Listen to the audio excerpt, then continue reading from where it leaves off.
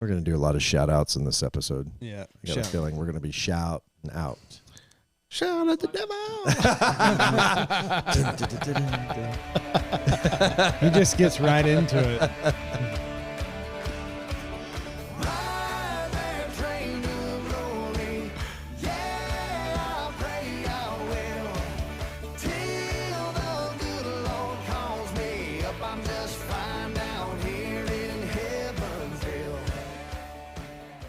All right, we're back. Cheers. It's another episode of Behind the Blind. You all got your drinks? You got your drinks? You don't have your drinks? Yes, Gus sir. doesn't have his drink. Nope.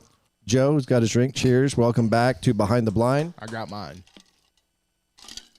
Typically, when you make a toast like that, you take a drink. It's all right. I guess it's your first time. I'm waiting for your punchline. Okay.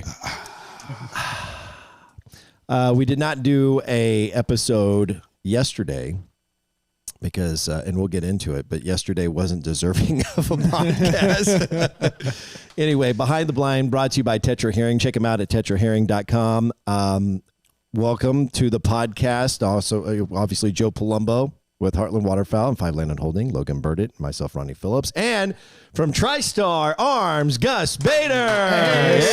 Get the clap sound effect. How you doing, Gus? I'm doing great. Good to have you here. Your second year at camp at Five Land and Holding on a crane hunt and a wild blue quail hunt, and you even had so much fun on your first trip to Midland, Texas, that you came back and hunted access deer. Yes, Where is sir. that at? By the way, why don't you get that, DT? Why don't you pull that out and show it to the viewers? He just literally shot this 8 months ago, Just and it got literally the, showed up tonight, right got the shoulder right out around tonight. dinner. Look at this. Look at that access deer shot at Five Land and Holding. Good one. Shout out to Hayden Hollingsworth, taxidermy, Abilene, Texas. All Did right. a great job. He did. Fantastic. Yeah, fantastic. mount. Look at the wrinkles. Yeah. Quick turnaround time. Anybody needs any big game work, Hayden is definitely your guy, without There you a go. doubt. All right. I sent him a picture of Hollingsworth Wildlife wanted it. Artistry. Yeah, Hollingsworth. Wildlife 325-261-2600. Yeah, Well done. Yeah, Well very done. I had that memorized. It was awesome. nice. Yeah. It was a pretty quick hunt. It right? was. Yeah. was. Any memories from that hunt you'd like to share? Maybe some we won't. Some we won't. Okay. We could just talk about how fast paced that morning really transpired to be. It was it got whoa. Oh! Good catch. Wow! About lost a light. And almost broke a tine. That hunt that morning it got western pretty quick. Yeah. It was I mean, funny. it was was it the first morning out? It was the first morning. We arrived that afternoon and had a kind of chance to go out and get a feel for the ranch and what Jeff, to do. actually, your buddy that came, he had an opportunity at one that night. Right. Yep. Right, yeah. Yep. Just had a little missed opportunity, but Right. it was first night in camp, so it was no harm, no foul. Nobody, it was like, hey, this is kind of a bonus deal, right? Yeah. Got here in time but then that first morning we went out. That old brute walked in and gave us a broadside shot, 110 yards. You Something like smoked that, him. yeah. You smoked him. What did you shoot him with? He's 270. Okay. Oh, yeah. Yeah, That short- was short plenty of mag. power Oh, for that. Yeah. Yeah. Joe told me not to bring anything less. Okay.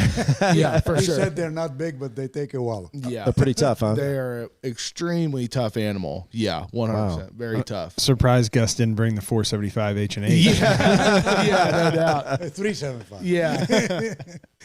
Well, it was really cool to have you back.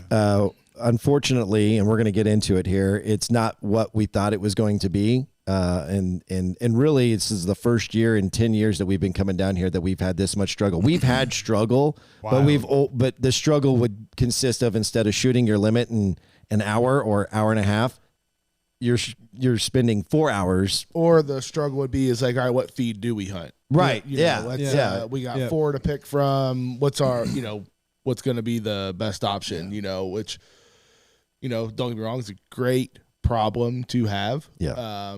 But sometimes when you have that problem, you can still make the wrong choice.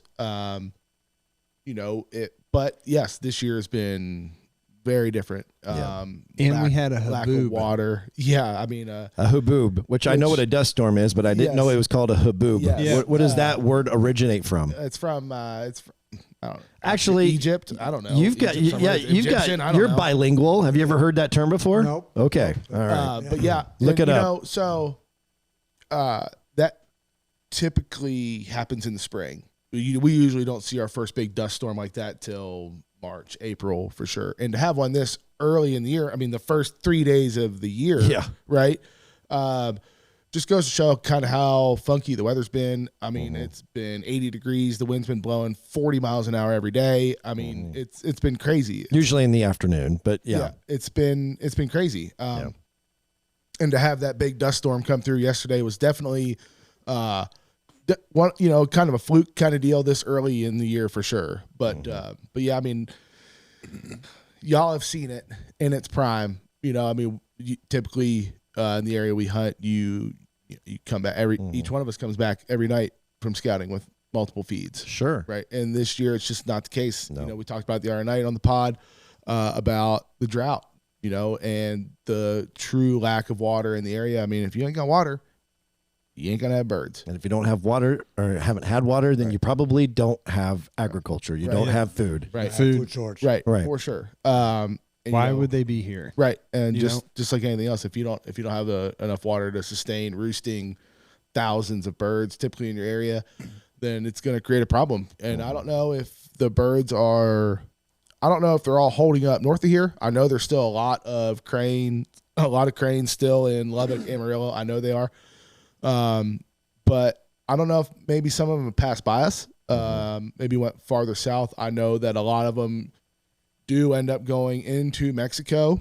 A lot of those birds usually come out of more of the Pacific Flyway, California, Oregon, more true West Coast birds. But a lot of our cranes typically come out of, Montana, Eastern Colorado, Western Nebraska, Western Oklahoma. And if those birds won, I mean, it's not that much of a flight path difference or a change or anything for them to maybe go a little bit farther south of here, into Mexico or even parts of South Texas. I mean, even so. Right. But let's not forget that this area, we're early still. Like typically, when I talk to you throughout the season, this is the least amount of birds you see through January. Yeah, I mean, I tell people all the time. I mean, the best time to be, in my opinion, the best time to be in West Texas to crane hunt is definitely the month of January. For sure, but that's definitely the very beginning of January, and even a couple days early this year. Right. Yeah, and like last year, for instance, there was more birds here last year when we first showed up than there is now.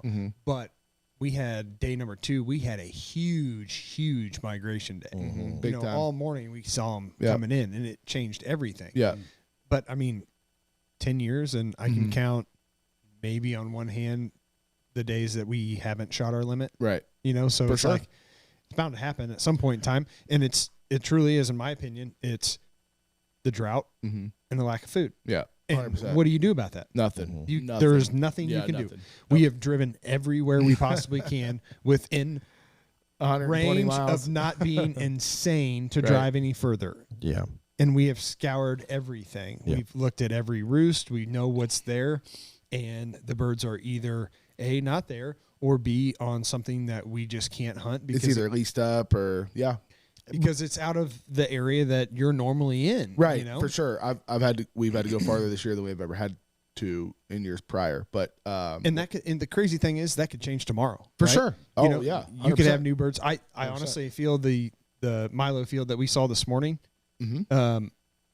I feel like that's the most birds I've seen all week in that field. And then, that bare dirt field that was across the road they're staging in. Right. Between those two, just this morning's the most I think I've seen in there in the last 3 or 4 days. So, but that's only 2 fields. Exactly. Right. My point being is it can change for you any day. Yeah. We've seen it change while we're here. Yeah. So it's just a matter of time. The main thing that I've seen with the lack of birds that there's just a huge amount of inconsistency with what they're doing. Yeah. They're scattered out. They're not going to the same field necessarily every single day. Yep. Until I got an hour and 10 minutes away from where we typically, or from here, that was the biggest concept. I mean, there was one feed about 1,000 birds. The other one was about 2,500, but they're in a cut Milo field. Right. With a pivot that was on, spraying water. They know they're where not they want to be. Dude. Yeah, they're not dumb. Yeah, they're not stupid. but typically this first week of January, we do have a bunch of birds here, but it starts to get better. It seems every year after y'all leave, even into the last weekend of the season. For sure. Or the last weekend of the season, sometimes are some of our best hunts. You can excuse the pun, but it's a perfect storm, right? That's right. Exactly. Yeah, exactly. Exactly. So there's a few things to get to. Obviously, we've given you the over 30,000 foot view of what the actual problem has been while we've been here. I want to talk about Gus here in just a little bit and Tristar Arms and our partnership with them and Gus's experience. We've talked about that, I guess, already with him coming down to 5 Land and Holding. Also want to talk about the prize that we're giving away here with the hunt giveaway. That is coming up in a few days, and so we'll tell you how you can win that here in just a little bit. Is it tomorrow? No, we're giving that away on January the 5th. Yes, 5th. As we're driving home, we're going to hit the randomizer because I got a randomizer now. I didn't tell you that. Right. And we'll randomly be pulling somebody from the thousands of people. That sounds like a big deal. It's a damn big deal. How random is that? Yeah. How random's the randomizer? Pretty damn random. Pretty damn random. But let's kind of dive in a little deeper into some of we talked about the haboob. That's obviously an obstacle we weren't expecting. One of the other things that we ran into the other day was the second day we were here, our second morning hunt. We got permission to be on a particular piece, and it turned out that the person that we got permission from was the farmer, and the actual landowner's grandson wanted to hunt that day, and we got kicked out of there. And you probably have seen that if you saw the video. It's already come out, but maybe, Joe, you can dive a little deeper into how all that went since you had the conversation with them. Right. So pretty much what happened was I had used Onyx to find out where we were, whose land we were on, what the deal was.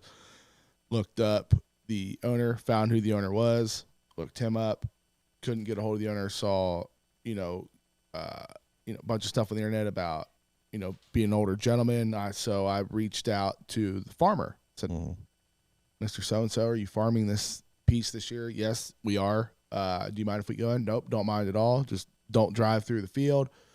Close the gate, and the cotton to the west isn't ours. So stay out of that.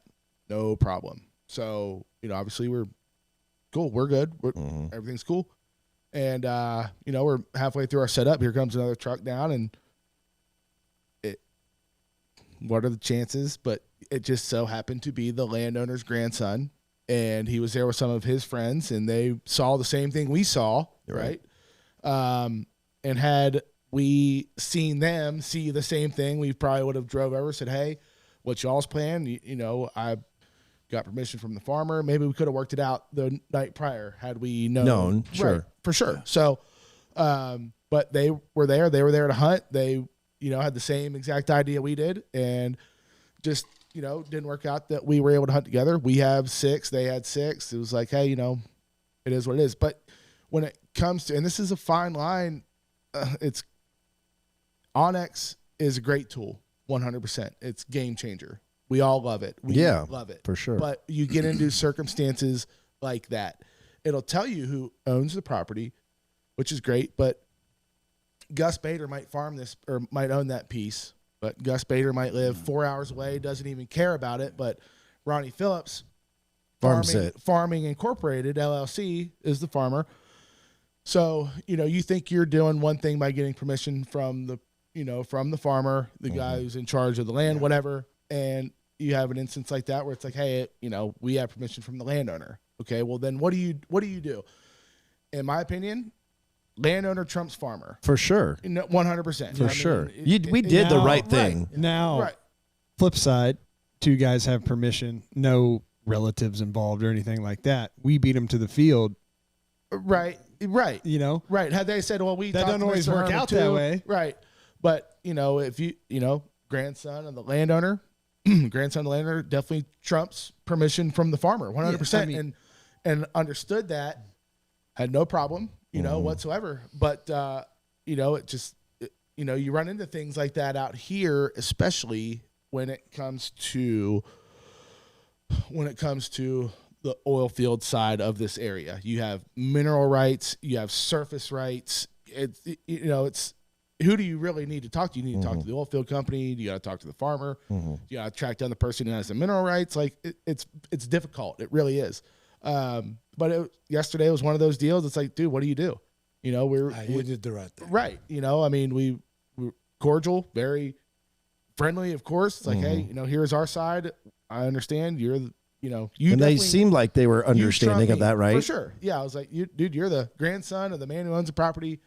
We will gladly pick up and leave, no problem. But of all the days, and of guess- all the days, I know. Guess what? And you have to have a plan B. Plan B, dude. I mean, you got to have something. Everyone You got to have forgets plan something. B. Like, and we had something. Didn't pan out, but we at least had a field close by that we knew we could go. We to, had a set couple up. opportunities For sure. You know, For sure. But and we saw some birds and had some, you know, kind of come and work. But in hindsight, I don't think it would have mattered if we had been. it's in called that bad field. luck, and you're hunting January 1st when everybody has off work, But in or 2nd, I guess, Monday. but everyone in had off reality, Monday. It was a stat hall day anyway. Yeah. but in Everybody reality, was off. it probably wouldn't have worked out had we sat there anyway, because where we were, we could still see that field, and we know for a fact that they didn't fire a shot either. So even if we had been set up there, we still might have not done any good. Which So- goes back to what I was saying earlier about how inconsistent the birds have been. Exactly. You know, Yes. like you can only set up on where you saw them the night before.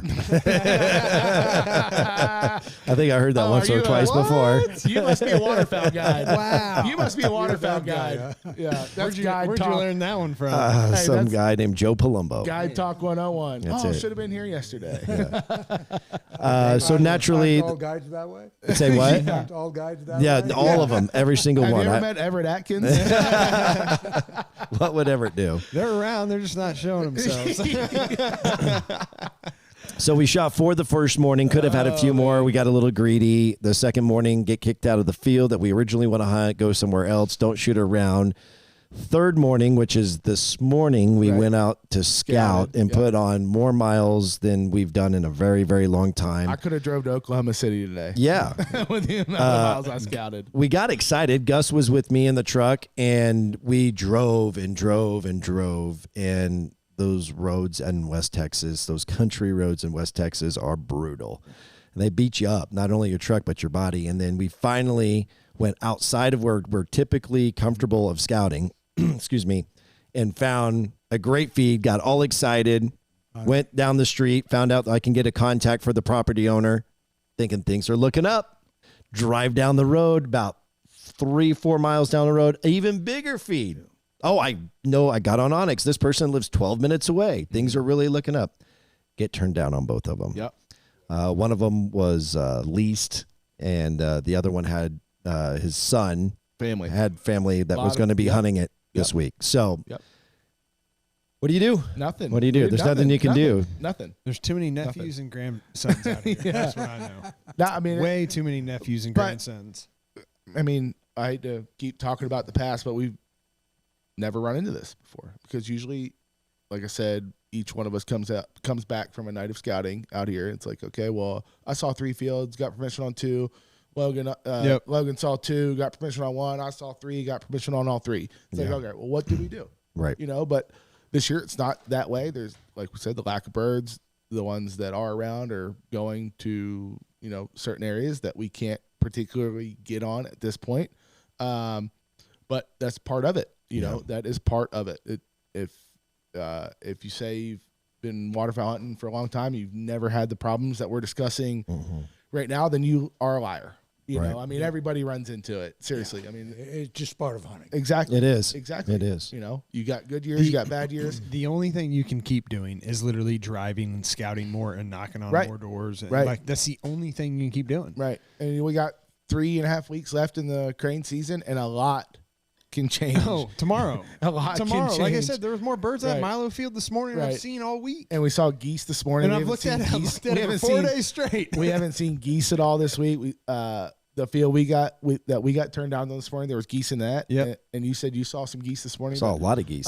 But you know, which you The know, geese bring the goose. Yeah. hunters. But yeah, I mean, a lot can change in 3 weeks. That is crazy now that you say that. I saw 2 flocks of geese last night and then watched the roost they went back to, and then we're driving by and Q's like, those cranes are geese. I was like, those are geese, but there's a lot more than there was yesterday. Yeah. You Right. know? Right. I saw a lot of geese And this when morning. I say a lot, I'm talking I know. like 100. Right? Like, Yeah, we don't see geese down here. Geese Yeah. down here. No, we don't get geese down here. It's Last crazy. year- But the night before there was like 14. right You today, know? there's 100. Yeah. Yeah, when we were here last year, I asked them, how come we get cranes, but we don't get ducks or geese? Mm-hmm. They just don't come this area. That's the good It's thing. just different. Yeah. You know, and to be honest, my theory on that is that the water in this area is too. Shallow. Nope. I think it's too brackish. It's Too very dirty for them. salty, Yeah. briny, very briny, Mm. and for some reason the cranes love it, but the ducks and geese don't. You And know, cranes love the mesquites. but yeah, I mean they're weird, man. They're weird. They definitely are. But yeah, that's why I think we don't get them, even on years that we do have water. I mean, think of all the years we've been coming down, that y'all have been coming down here and hunting. We've only ever shot ducks one time. One time. And you know where that was? It was in a low-lying depression in a milo field. We had a bunch of rain. That was fresh water. Yeah. Okay. The only thing I have to say about that is your water too, like all sits down in holes and it's surrounded by trees and Yeah. thick mesquites. Like they're kind of like a draw, so to speak. And geese don't really like that. Right. You don't really have Right. a pond or Right. a lake. Mhm. There's not any of that. No. You know. No. The year that we did shoot all those pintails, like you said, it was like sheet water because it was so wet. It was flooded milo. That's Yep. what it was. Yeah. I mean, we had so much rain that year, and that was what 7 years ago, and that was that was the last 2 pintails I shot in Texas were those 2 right there, and that was on that trip. Yeah. And that You was know? the last time the limit was 2. That was the last year the limit Yeah. was 2. Yep. Yeah, and that Forgot was a about big. that. We made a big deal about that. I was like, this is going to be the last year we're allowed to kill 2 because they already told us we're only allowed to kill 1 next year. But that was the last time we killed ducks. I mean, that was 7 years ago. Yeah. But for some reason, the cranes love that kind of dirty, brackish, briny water. And in my experience with any duck or goose, they don't like that. Right. They don't. If you pick up the cranes from last year, they got the salt all over the Exactly. legs. Remember? Yeah. Yeah. You see that? Yeah. Yeah. They You got can. that. They hold that salt on the legs. Yep. Yeah. Yep. Okay, so before we get into the giveaway and we get into knowing a little bit more about Gus, what's our plan for tomorrow? I think tomorrow, I don't know. I think we'll just go quail hunt. Yay! Let's give the middle finger to the Sandhill Crane. Yeah. I mean, we scouted tonight. It's not that we're not seeing some cranes. It's just that we're just not able to get on them right now. And yeah, I mean, we might as well go have some fun and try to shoot some quail. Yeah. At least ride around in some different country and look at some different stuff. And but yeah, I think we'll maybe get a little breakfast in the morning and head down to the quail grounds. Load up the buggies, load up the dogs. It's one of my favorite things to do on this trip. But yeah, I mean, Ronnie just should has be a nice day. I mean, the wind's not supposed to howl 40 tomorrow afternoon. I mean, might blow a little bit, but I don't know. I mean, tomorrow it should be a nice day to go ride around and try to shoot some quail. So Dogs will love it. dogs will love it. And it's not gotten a supposed little to bit colder. This morning was, It was colder, colder this so morning. It I would was. think that with the colder temperatures, that would help with the dog's nose tomorrow with the colder temperatures. The Yeah, birds but may you hold know, a little bit better too. you know as well as I do, moisture is the key for scent. That's true. You know, Yeah, I mean, it's pretty still, dry. It's going to be hard. Don't get me Yeah. wrong. It is so dry, That is true. but you know, but no, I think we'll be in good shape. I think we'll have a fun day. Go down, ride around, shoot some quail. Good deal. Yeah. All right, so don't forget, January 5th, we're giving away on our drive home from here. We're going to announce the winner who's going to be on that hunt with us with Valley Oaks the first week of February. We're pretty much taking care of everything from your lodging to your meals, ammo. You just got to get yourself to Missouri. You got to pay for your own transportation and your hunting license, but it's a trip for 2. It's a 2-day hunt. And we're excited to announce that. The way you win is make sure you're subscribed to the Heartland Waterfowl YouTube channel. We want you to engage in all of these videos. And then make sure you go to huntingwithhw.com. That's the landing page that gives you the full detailed description of everything that has been going on with this giveaway and a form for you to fill out so that we know how to get a hold of you. And then just, again, be following our social media on the day of January 5th on our drive home.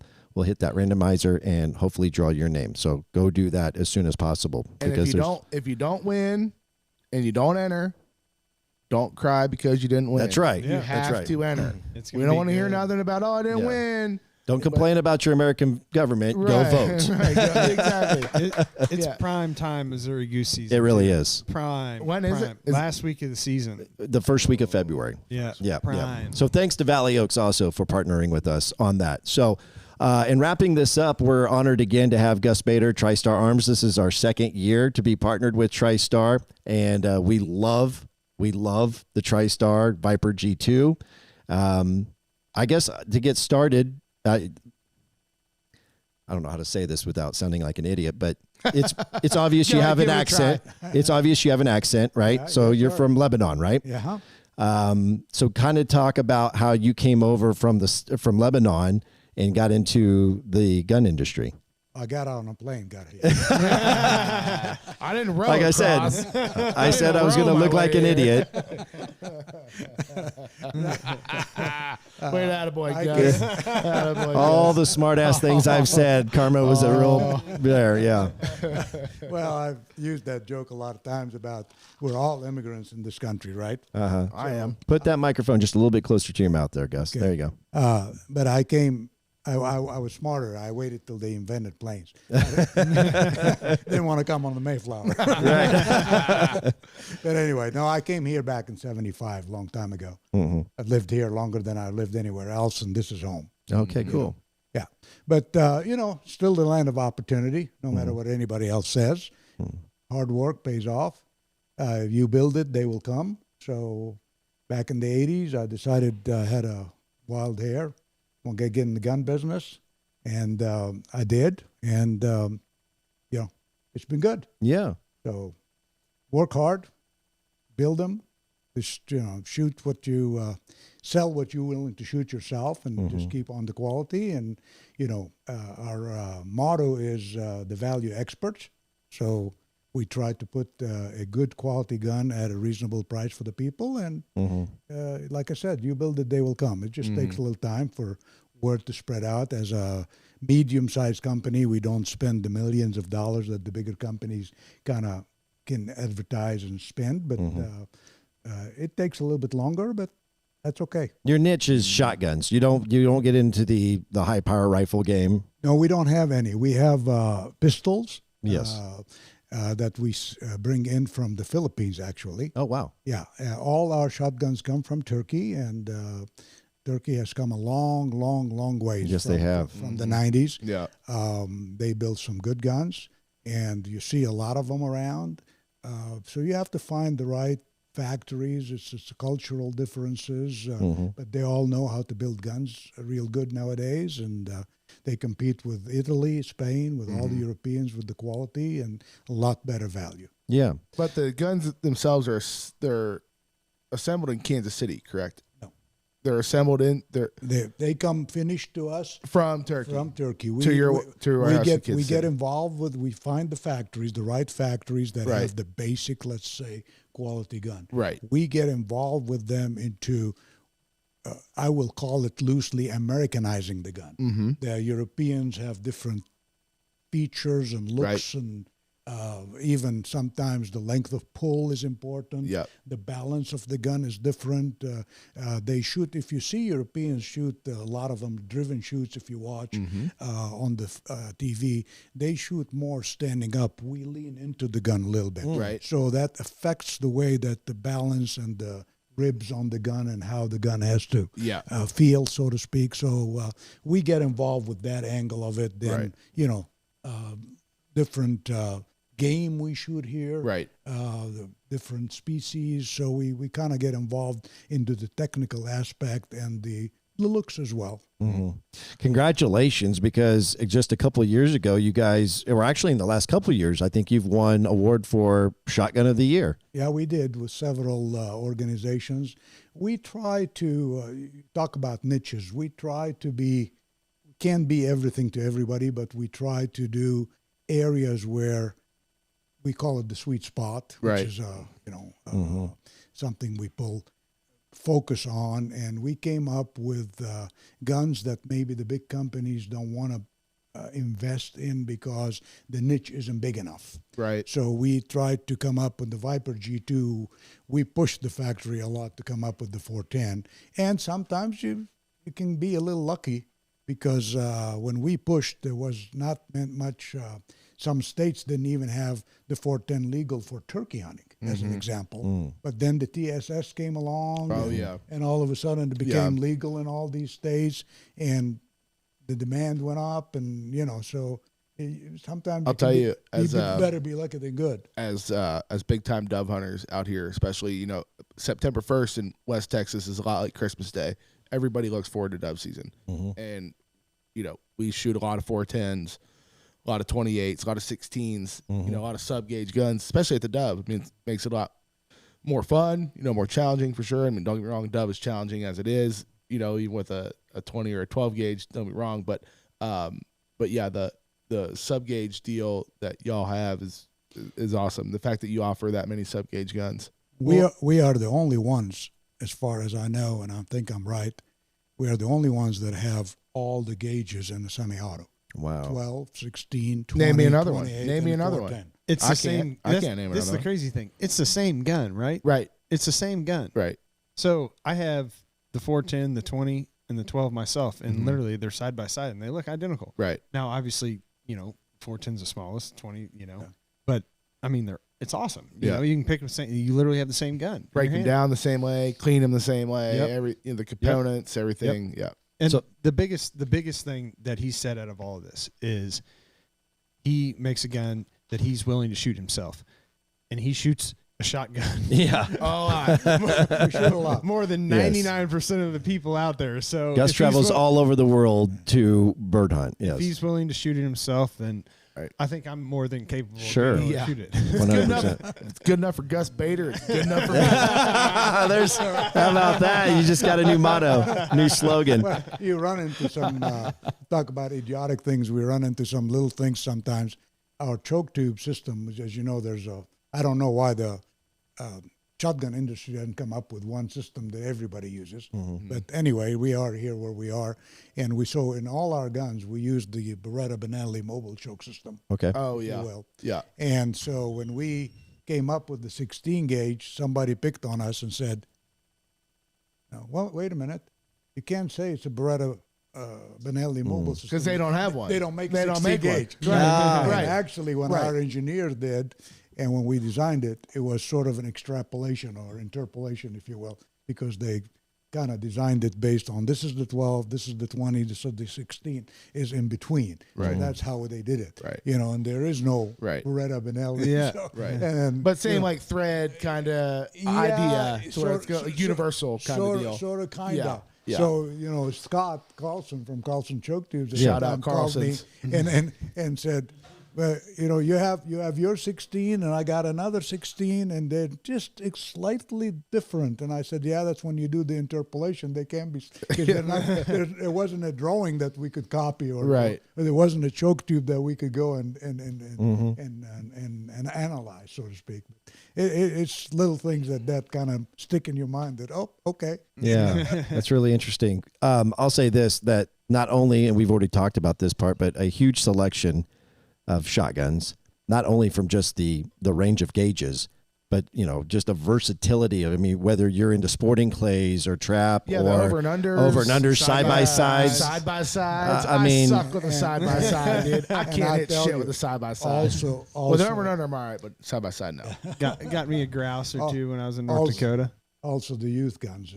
Yeah, that's where I was going to go next with this. Is that like if you're looking at, you have a youth who you're trying to get in, and you want to start with a smaller gauge, whether it be a 410 or a 28 gauge. Like we were talking to Justin while we were scouting, and because he's considering getting one for his son. Your kids, dude. Yeah, and he was thinking about Jaren's kids. That's what Jaren's kids shoot 28 gauges. Yeah, well, he was thinking originally about getting the 410, and Gus was actually talking him into the 28 because that's probably going to have equal recoil on it, and it's a more efficient pattern. Yeah, that's just it. Much more efficient. Exactly, and he's going to shoot that longer than once he grows out of the 410. He's going to have to upgrade anyway. And then he'll get to an age where he's like 40 and be like, oh, this 28 gauge sure feels a lot better than my 12 gauge. Right, exactly. Oh, the old shoulder's a little sore. One of the cool things they do offer, correct me if I'm wrong, is the 20 gauge with both stocks. Correct. So they have a 20 gauge. And you get the youth stock and the regular stock. So when they outgrow the youth stock, then you can just slap. Oh, that's cool. It actually has one more feature that I thought is really, really cool.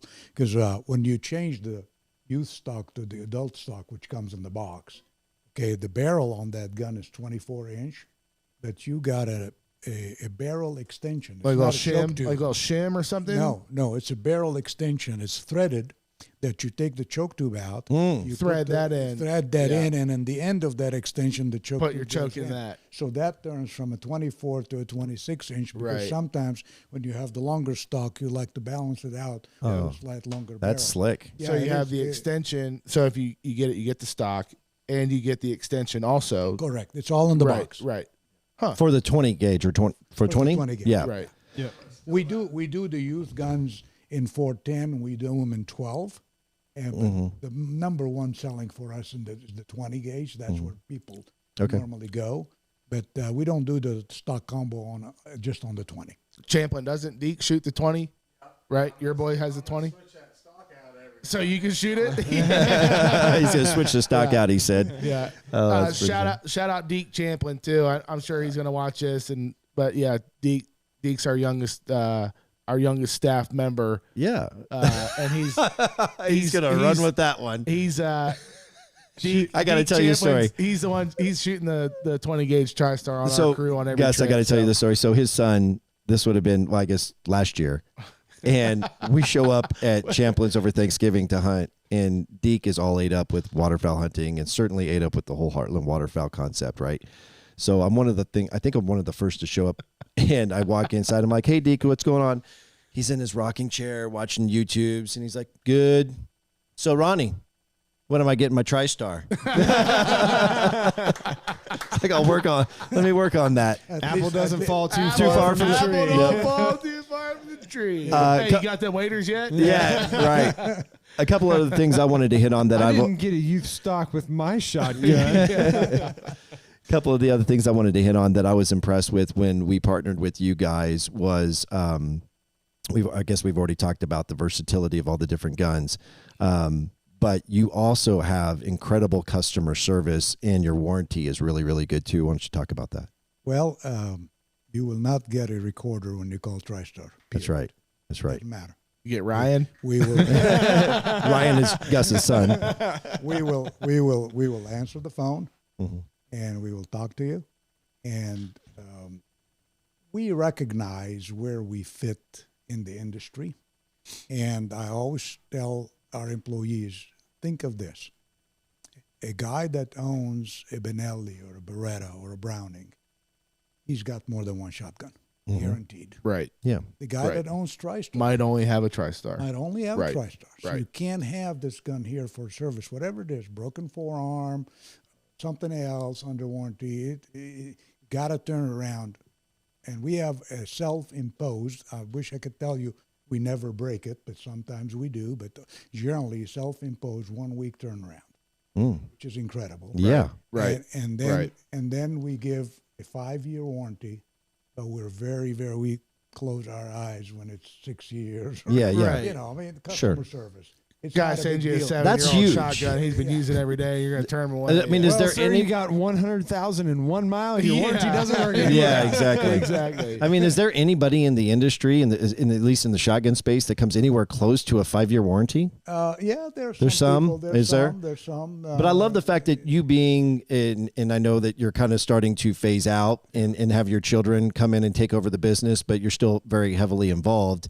And transparently here on the World Wide Web saying, yeah, we do a 5-year warranty, but you know, if you got a little problem, we want to do everything we can to help you out. That's incredible. It's important. You know, again, you build it, they will come.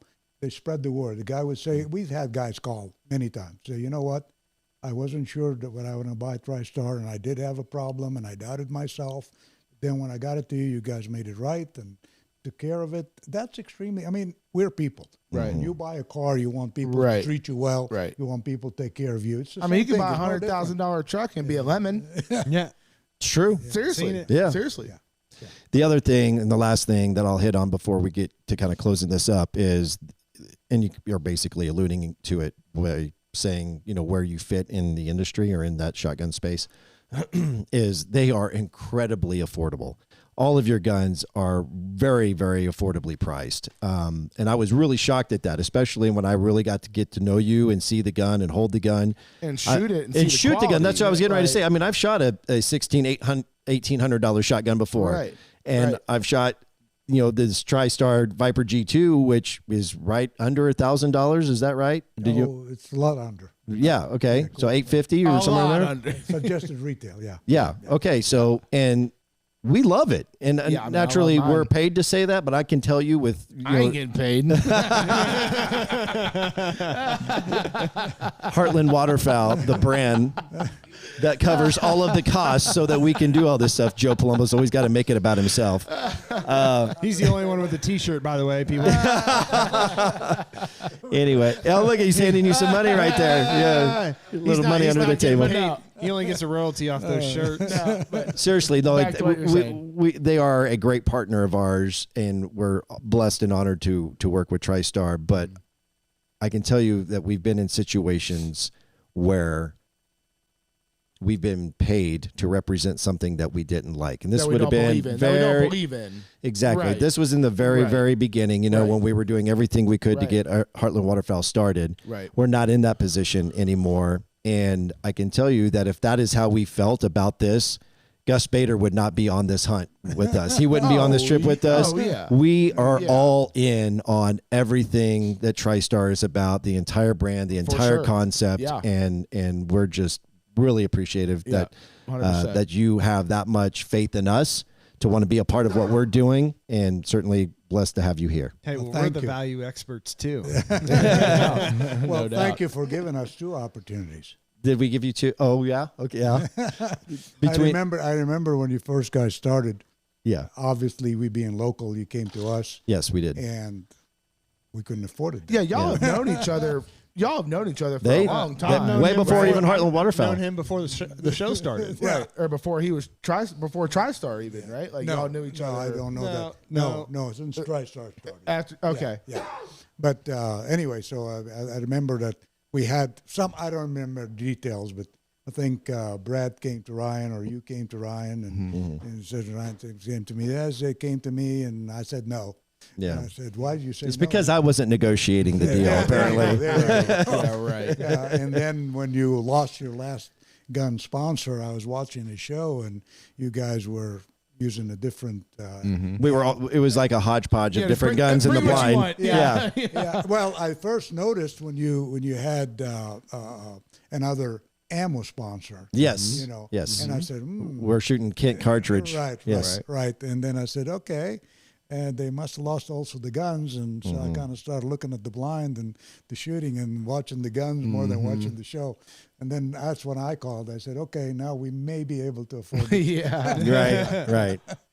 Well, we're glad you did. I'm glad it worked out, and I'm hopeful, and I think we can all agree that we're hopeful that this is a partnership that will last for many years to come. We look forward to it. Yes, fantastic. So quail hunting tomorrow, and then we're going to wrap this up and announce a winner when we head back to Kansas City on January 5th. So don't forget, go to huntingwithhw.com, subscribe to the Heartland Waterfowl YouTube channel.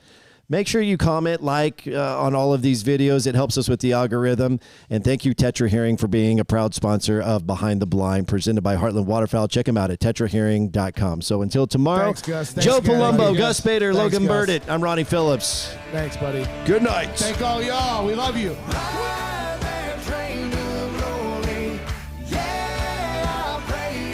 And a quick shout out to Five Land and Holding. We love you, Detroit. Good night.